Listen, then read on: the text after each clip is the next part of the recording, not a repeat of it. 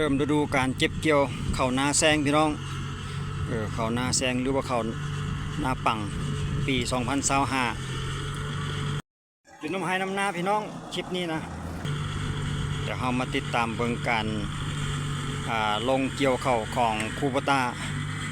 เบิ่งคูโบต้ารุ่นใดเนาะมื้อนี้คูโบต้ารุ่น DC 70เดี๋ยวเรามาติดตามอยู่ทางสปป.ลาวพี่น้องนาฝากเข็มเป็นงานแรกของฤดูการนาแซงเนาะหลังจากเสร็จสิ้นผ่านพ้นวันสงกรานต์ เมื่อวันปีใหม่หากกำลังผ่านพ้นวันสงกรานต์ไปบ่กี่มื้อแล้วก็เฮามาติดตามการลงเกี่ยวข้าวอยู่ทางสปป.ลาวเป็นข้าวนาปังเนาะข้าวนาแซงกำลังจะลง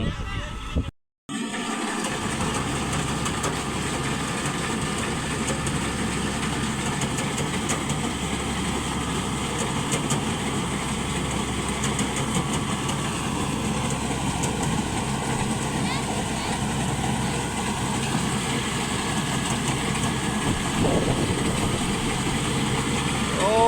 ลมแห้งพี่น้องเอ้ยบรรยากาศดีทงนาแซงเขตนาปากเข้มเนาะ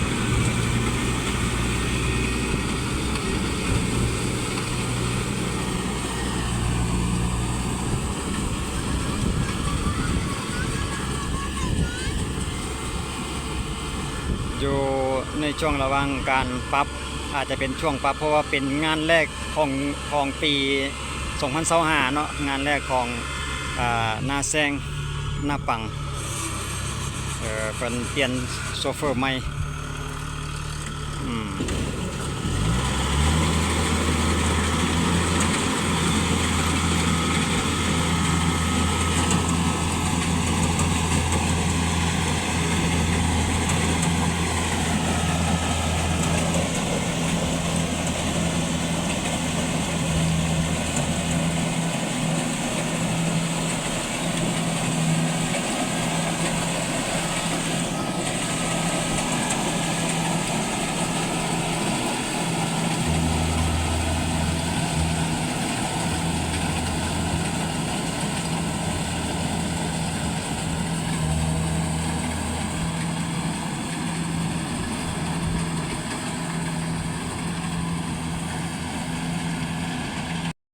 นายังมีน้ำน้อยนึงบางเทื่ออาจจะมีฮอดป่าพู้นแล้วนี่นะเดี๋ยวรอสังเกตเบิ่งว่ามีการเน่งเตียงบ่ก็ยังอยู่ในราคาเก่าพี่น้องสำหรับค่ารถเกี่ยวเมื่อหน้าปีที่ผ่านมาหั่นเนาะแต่มาฮอดนาแซงนี่ก็ยังอยู่ในราคาเดิมก็อยู่ทางลาวก็ยัง450,000พี่น้องสำหรับ1ไร่เนาะ450,000กีบอยู่ในราคาเก่าสำหรับนาแซงกับในราคาของนาปีเมื่อกี้นี้กับบางพื้นที่ก็จะบอกคือกันเกี่ยวกับราคากัดว่าหน้าน้ำหรือว่าหน้ายากนี่เขาล่มนี่อาจจะไร่หนึ่ง500,000หรือว่า600,000ไปแบบนั้นเนาะกับบนแน่นอนกันหน้าแห้งเกี่ยวง่ายกับ400,000กีบแต่หน้าตัวที่เพื่อนกำลังเกี่ยวนี่ถือว่าเป็นหน้าของเพื่อนเองเนาะเป็นหน้าของเจ้าของรถว่าเป็นเฮ็ดหน้าอยู่ใกล้บ้านก็เลยเอารถเจ้าของลงเกี่ยวซะก่อนที่จะไปเกี่ยวของเพื่อนก็ต้องได้เช็คจักเกี่ยว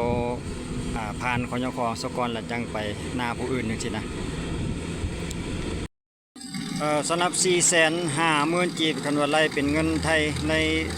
ปัจจุบันนี่ก็อยู่ประมาณ700กว่าบาทพี่น้องต่อ1ไร่ประมาณ720หรือ730บาทประมาณนี้เนาะเพราะว่าเงินมันบ่คงที่ก็บ่แน่ใจว่าทางอีสานบ้านเฮาได้เขาเกี่ยวกันถือไร่นึงเท่าใดเนาะยังบ่แน่ใจ แต่จุดทางลาวเฮากับโจราคานี่เนาะ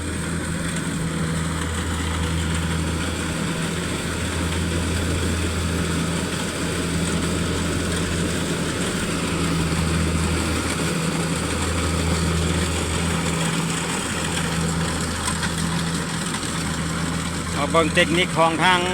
ไอ้น้องลาวเฮาพี่น้องเทคนิคการเกี่ยวอาจจะบ่คือกันเนาะ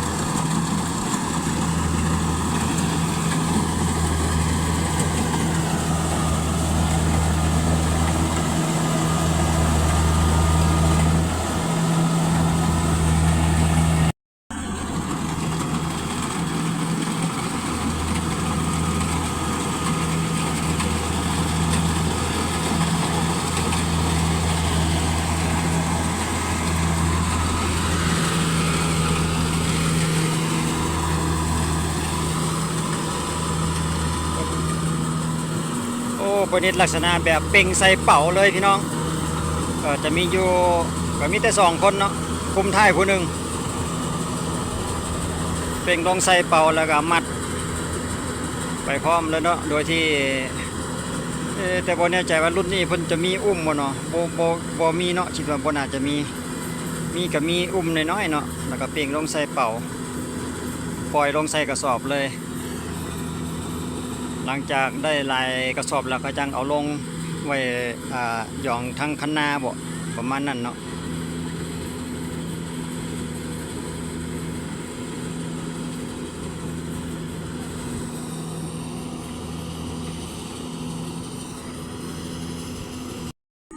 แต่เขาคิดว่าอยู่ทางลาวนี่คิดว่าน่าจะแพงกว่าทางฝั่งไทยเนาะพี่น้องราคารถเกี่ยวเพราะว่าตามเขาอัปเดตเบิ่งแต่ละปีราคาอยู่ไทยนี่ยังสิถูกกว่าอยู่ลาวพออยู่ลาวเพิ่นก็อิงตาม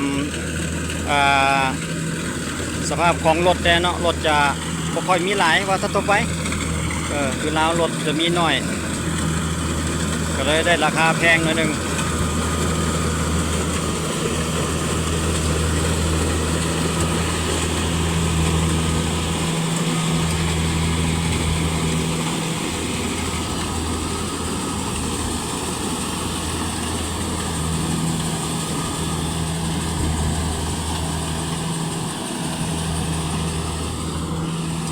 ก็จะอยู่ประมาณนี้เนาะสำหรับเทคนิคการรถเกี่ยวก็จะเวียนไปทางซ้ายเนาะเพราะว่าสังเกตเห็นแต่ละคนเพิ่นเกี่ยวกับเวียนซ้ายเวียนตามเข็มโมง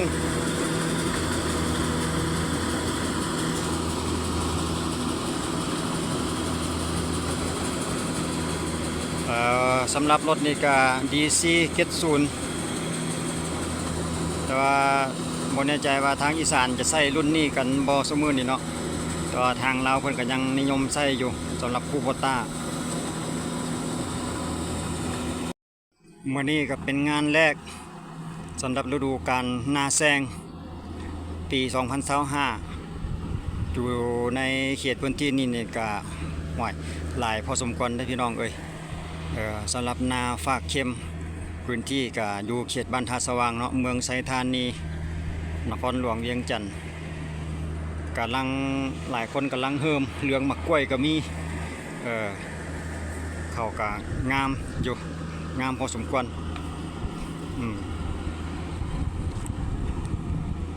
สมัยสมือนี่บ่พื้นน้ำให้น้ำนานี่ก็เฮือนซานพี่น้อง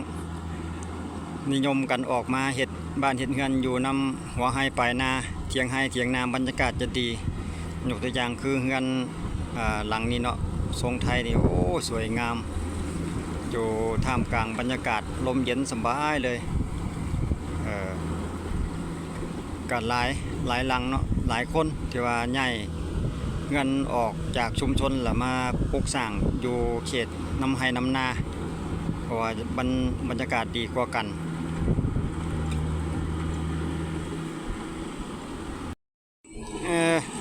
คือว่าแลนวนกลับคืนระบาดนี่ มีหลายเทคนิคบ่หรือจังใดเอาเบิ่งดูพี่น้องว่าเพิ่นสิวนมาทางใดคือว่าแล่นกลับคืนวนมาทางเก่า หรือว่าเพิ่นสิเอากระสอบเข้าวลงใส่คันนาไว้บ่หรือจังใดค่อยวนกลับมาทางเก่าเบื้องนี้เนาะบ่ได้วนตามรอบเดิมลองเบิ่งดูเพิ่นมีแผนสิเอาเข้าวลงใส่คันนาบ่หรือจังใด เออเออหลายเทคนิคแท้เอายังมาพี่อยู่ยังบ่ทันได้เอาลงบ่หรือจังใดยังเนาะยังมาอีกอยู่โอ้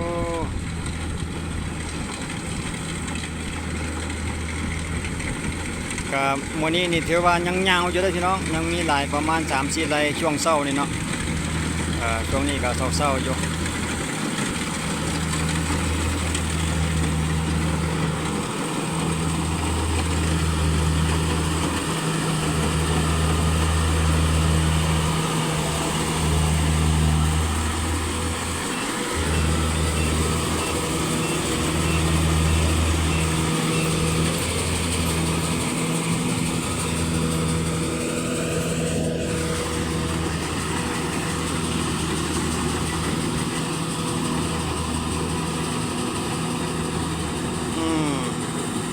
วน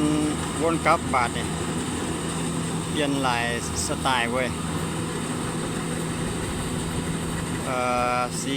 4-5-6ได้6กระสอบแล้วแผนการเพิ่นก็ห้วยหลายประมาณ4ไร่สำหรับนาเจ้าของเพิ่นเนาะทางฝากนี่เบื้องนี่ก็แม่นเพิ่นก็สิเกี่ยวภายในต่อเนื่องนี่กันเลยแหละเอาจังไดบ้านนี่ถอยหน้าถอยหลังไปวนไปเลยบ่หรือจังใดคือสิแม่นวนไปทางนั้นเลยล่ะวนกลับคืนเข็มโมงบาทนี่อยู่ทางบ้านพี่เมืองน้องพี่น้องสปป.ลาวนี่ถือว่านาแซงกันหลายอยู่เด้อันนี้เฉพาะเขตอีกเขตนึงเนาะยังมีอีกเขตนึงที่ว่าเขตนาทง 5,000 แห่งหลายเฮกตาร์แล้วเดี๋ยวจักหน่อยเขาจะถ่ายคลิปบรรยากาศแต่ละพื้นที่เนาะแต่ละเขตให้เบิ่งนำกันว่าราคาของรถเกี่ยวในปัจจุบันนี่เพิ่นจะมีราคาใดแด่เนาะเพราะว่าบางเทื่อก็แต่ละเขตแต่ละพื้นที่ราคาอาจจะบ่คือกันเนาะว่ามันจะคือกันบ่เขาจะอัปเดตให้เบิ่งเป็นช่วงเนาะหลังจากเสร็จคลิปนี้แล้วเขาจะไปต่อกันในเขตนาทง 5อีกทีนึงจะเป็นคลิปวิดีโอถัดไปเนาะจะเป็นมือใหม่เนาะแต่ว่ามื้อนี้เขาเอาภาพบรรยากาศเฉพาะภายในนาฝากเข้มนี่ซะก่อนก็เพิ่นเกี่ยวในราคาเดิมอยู่เนาะในปัจจุบันปี 2025มื้อนี้ก็อยู่ในช่วงระหว่างช่วงท้ายเดือน 4 แล้วพี่น้องหลังจากเสร็จสิ้นงานบุญสงกรานต์ไป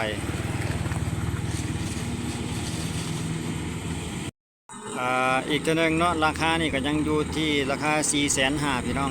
450,000 กีบถ้าหากเป็นเงินไทยก็ประมาณ700 กว่าบาทเนาะต่อไร่นึงต่อ1ไร่ก็อยู่ในราคาเดิมในช่วงหน้าปีบางหนึ่งท่านเนาะ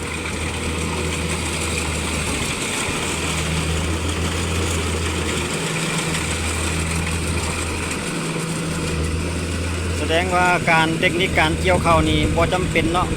บ่มีกฎตายตัวว่าจะวนซ้ายหรือวนขวาเนาะพี่น้อง เพราะว่าสังเกตเห็นเพิ่นเมื่อกี้วนไปซ้ายบัดนี้กลับมาวนขวาเอาแต่สะดวกคิดว่าน่าจะเป็นประมาณนั้น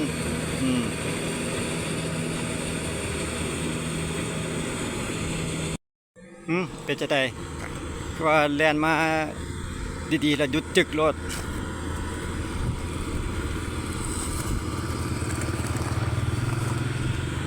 บางดูคนนี้ปัญหาอย่างคือว่าจอดจึกรถ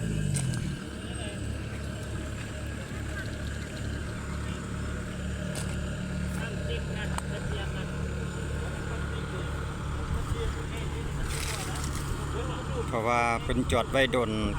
ตั้งแต่หน้าปีพุ่นเนาะตั้งแต่ปีใหม่สากลพุ่นเนาะแล้วก็กำลังมาเริ่มสตาร์ทในมื้อนี้บางเทื่อแต่ละเกี่ยวกับไฮโดรลิกแต่ละอันบางอย่างเนี่ยอาจจะบ่ทันได้เข้าที่เข้าทางบ่หรือจังใด อยู่ในช่วงระหว่างวอร์มจักใหม่แดในช่วงฤดูกาลใหม่ฤดูกาลนาแซงกำลังซ้อมสังเกตเดี๋ยวรอเบิ่งก่อนแป๊บหนึ่ง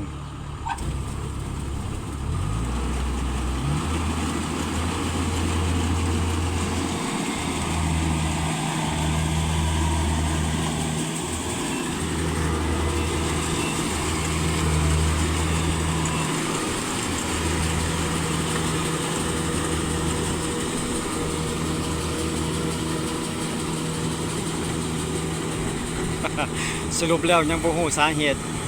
เห็นแต่เพิ่นล้มกันแม่มสองคนแล้วก็ไปคิดว่าอาจจะมีอันใดอันหนึ่งแต่ว่าก็จะพอไปได้แบบนี้นะเพิ่นก็เลยทำการไปต่อจะให้มันเลี้ยวให้นี่บ่พอกระเทือนบ่หรือจังใดจะเบิ่งอีกจักแป๊บหนึง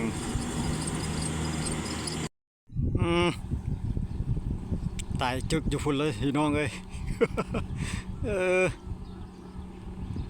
จอดอยู่พุ่นเป็นหยังบ่เล็งบ่ขึ้นบ่หรือจังใดไปเบิ่งเดี๋ยวหานำไปเบิ่งก่อนพอดีเพิ่นเอาเข้าขึ้นใส่ตะฝั่งเลยบ่หรือจังใดเห็นเอามาจอดอยู่แคมทางเนาะแคมทางแคมริมอันตะฝั่งนี่เอาเบิ่งก่อนเสร็จจากอันเสือกฟางก็เข้าไปพันอยู่ใน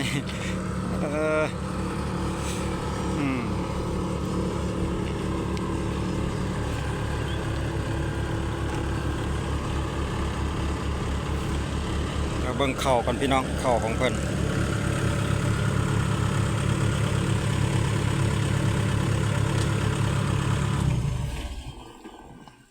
เบิ่งก่อนเพิ่นกำลังทำการกวดกาหมดเจียวขึ้นไหมหมดเจียวขึ้นกับเขาดัง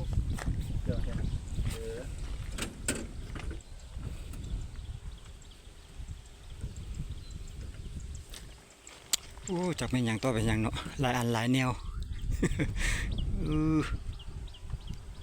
เครื่องเกี่ยวกับไฮดรอลิก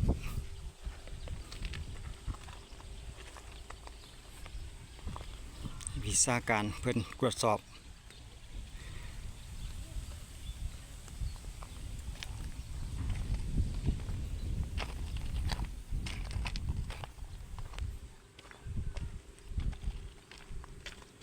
เนี่ยคือว่าเสียงมอเตอร์เสียงใดอยู่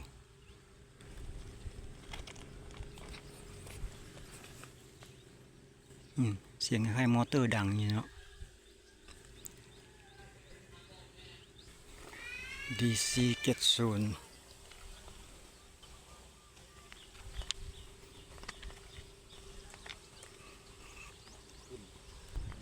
ยังบ่ทันแน่ใจเรื่องอาการอยู่ในระหว่างการตรวจสอบอยู่เดี๋ยวรอเบิ่งอีกแป๊บหนึ่งกันพี่น้อง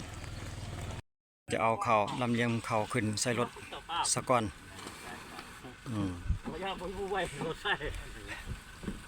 เป็นยังล่ะตุ้ยหูอาการบ่สงสัยเกี่ยวกับท่อน้ำมันเพราะว่าสังเกตเห็นกองน้ำมันหันน้ำมันจะขาดกองอยู่เนาะเห็นน้ำมันอยู่เครื่องกล่องน้ำมันกระส่วนเนื้อเป็นเป่าเนื้อเป็นเป่าเรียกว่าเป็นจะกลัวเลยนวลยังเป่งอยู่ในอุ้มก็มีอีกน้อยหนึ่งเนาะอันนี้ก็ยังเป่งลงใส่เป่าปล่อยลงใส่กระสอบแล้วก็จะเสกจากรถอีกนั่นเองจากมีปัญหาบ่สมบูรณ์ว่าซั่นเด้ยินแต่ว่าปั๊มติ๊กสืบต่อถือว่าบ่มีปัญหาพี่น้องเอ้ยเพิ่นพอดีเพิ่นแก้ไขพอได้ว่าซั่นเด้แก้ไขสถานการณ์ไปก่อนสลับกับเปลี่ยนกับสายน้ำมันว่าซั่นเด้ น้ำมันลงกล่องอาจจะบ่ถูกสายเพิ่นก็ดนแล้วเนาะปะทิ่มไว้หลายเดือนแล้วก็มาเฮ็ดอาจจะหลงลืมถือว่าแก้ไขสถานการณ์ได้ก็เลยสืบต่อเกี่ยวใกล้จะสำเร็จแล้วในเวลานี้เดี๋ยวอีกประมาณ 2-3 เที่ยวก็จะเลี้ยวให้นี่เนาะเดี๋ยวเรามาเบิ่ง ให้จบม่วนสำหรับให้นี่สก่อนพี่น้องเอ้ย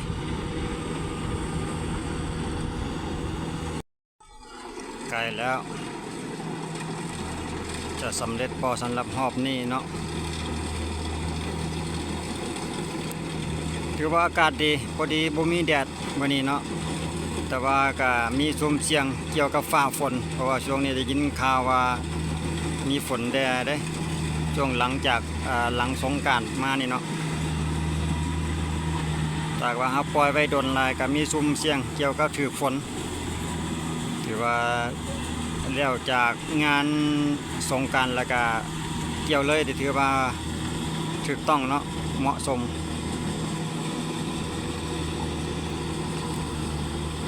เดี๋ยวเรามาเบิ่งนำกันว่าเพิ่นสำเร็จให้นี่แล้วจะขึ้นมาต่อให้ไม่เลยบ่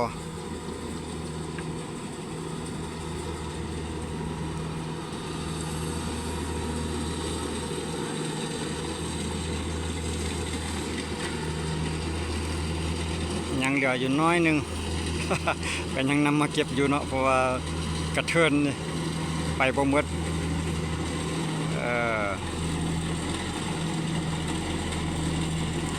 เอาจะมาขึ้นทางนี้บ่เดี๋ยวเบิ่งอีกทีหนึงก็ถือว่าบ่น้อยบ่ใหญ่เนาะพี่น้องสำหรับปูปตารุ่นนี้เนาะรถเกี่ยวเข้ามาขึ้นจุดนี้อีดี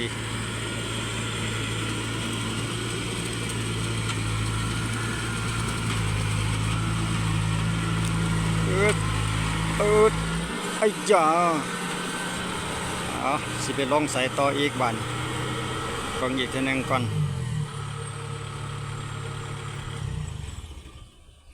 เป็นจังใดพักก่อนวะเสกรถคืนก่อนบ่ซั่นนี่โตอันนั้นว่าโตสลับสายน้ำมัน